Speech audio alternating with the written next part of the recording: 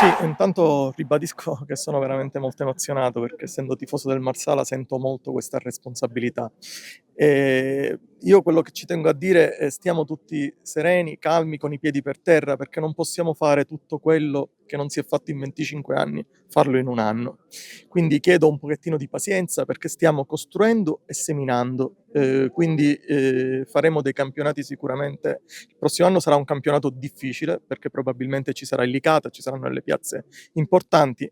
Noi faremo una squadra buona e competitiva, però chiediamo pazienza perché stiamo costruendo, quindi ci saranno momenti belli, spero pochi, ma ci saranno anche momenti brutti e dobbiamo restare tutti uniti per portare, ripeto, il Marsala dove merita, però ci vuole tempo, ragazzi, quindi chiedo soltanto questa pazienza.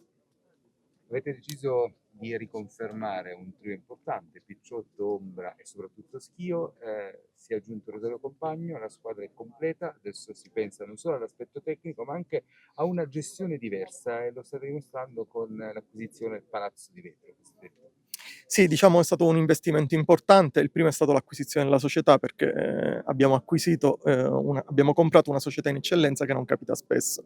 Dopodiché abbiamo fatto quest'altro investimento che è il Palazzo Alley, che sarà il quartier generale del Marsala Calcio, sono 1700 metri quadrati su 7 piani, che saranno adibiti, saranno del Marsala Calcio praticamente, dove svolgeremo un pochettino tutte le nostre attività, sarà proprio la sede centrale, là si svilupperanno un po' tutto quello che riguarda la squadra di calcio.